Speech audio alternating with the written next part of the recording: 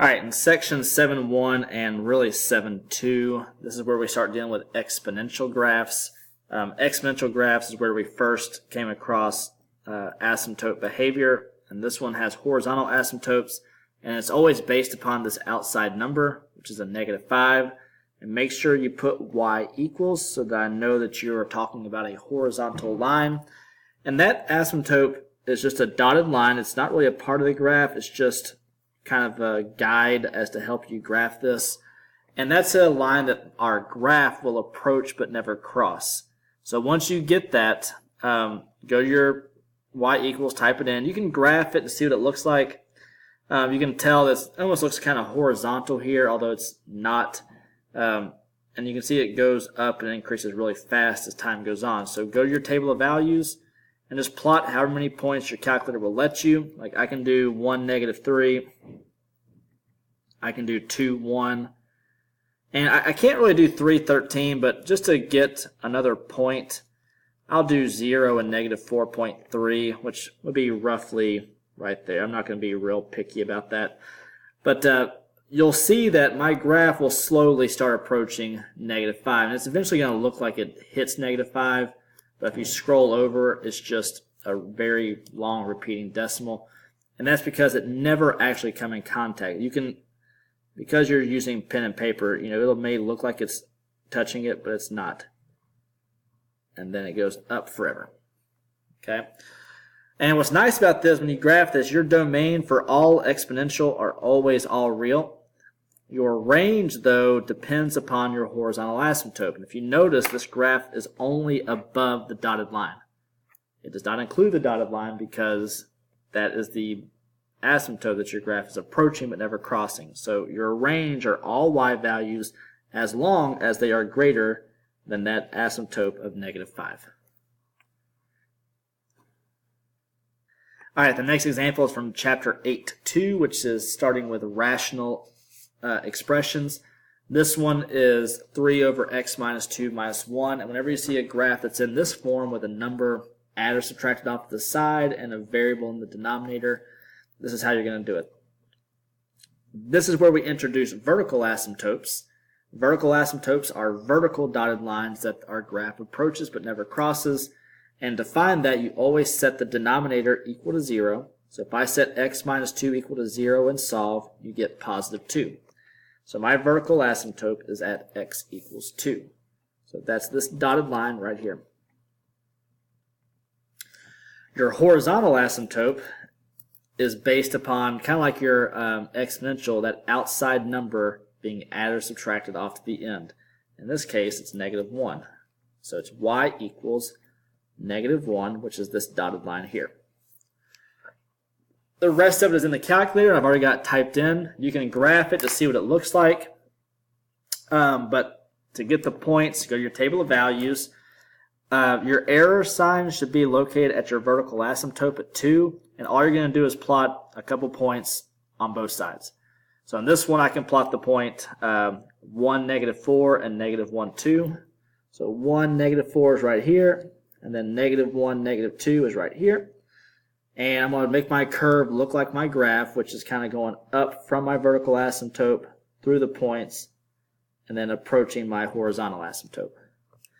And then do the same thing on the other side, 3, 2, and 5, 0. So 3, 2, 5, 0, same thing. Okay. Your domain and range, once you find your vertical and horizontal asymptote, should be really easy for these. Your domain is all real except x cannot be equal to 2. Okay, that's why there's an error sign there. X can be anything else, doesn't make any difference, but it cannot be 2. Same thing with your range. Your range can be all real except you're never going to have a y value along that dotted line. So y cannot be equal to -1. Alright, this is still section 8.2. This one is in the form of ax plus b over cx plus d. If you notice, there's a variable on top now. There's nothing being added or subtracted off to the side. But your vertical asymptote is still found the same way. Set the denominator equal to 0. So x minus 3 equals 0, and solve to get 3. That's the way you're always going to find your vertical asymptote. The second one, the horizontal asymptote, is found a little bit different. Because the degrees are the same, if you notice this is an x to the first over an x to the first, anytime that they're the same like that, it's the ratio of the leading coefficients, which is 3 over 1. So my horizontal asymptote is 3 divided by 1, which is 3.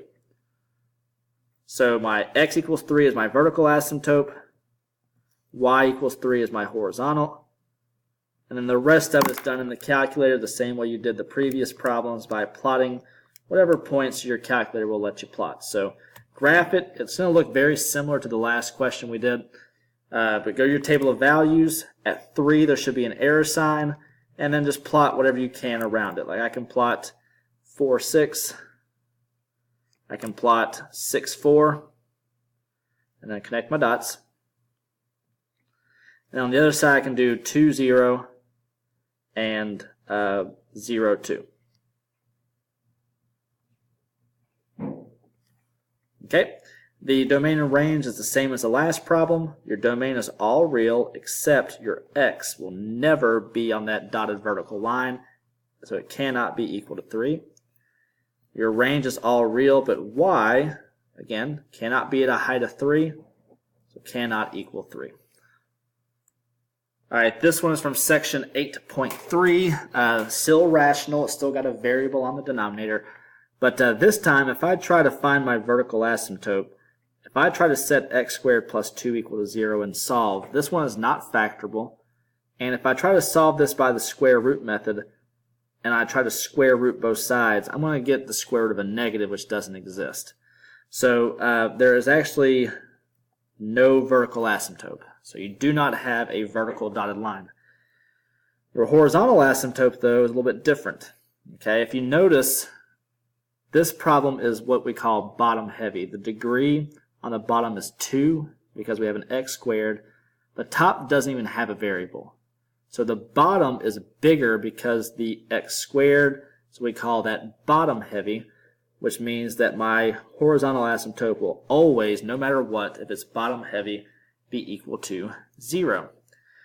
So we have a dotted line at 0. And we have no vertical line. So the next thing to do is to graph it. And you'll kind of get a visual confirmation that your horizontal asymptote is 0, because you can tell this graph does not go below the x-axis. And it looks kind of like a bell curve. So what we're going to do is go to our table of values and plot a few points. And you're going to have a lot of decimals here, but I can definitely plot 0, 2. And I'll just do the best I can here. I'll do 2 2/3, which is over 2 up 2/3, so roughly right there. And then negative 2 2/3. And then your graph is going to be like this. Yeah, I know your graph's probably going to come in contact with the dotted line. Just make sure it does not go past it. Now, your domain for these type of graphs, because there is no vertical asymptote, is all real. If you notice, this graph goes to the left forever, it goes to the right forever, so there's no restriction. Your range is a little bit tougher, okay? Because if you notice, your graph never gets any higher than this height of 2, and it never goes any lower than this height of 0. So our graph is in between those two values of 2 and 0. So to write that, I start off with my biggest y value first, okay? This graph can be equal to 2 or less than 2. So less than or equal to 2. And it also has to be greater than that dotted line, so greater than 0. So y less than or equal to 2, and then y greater than 0.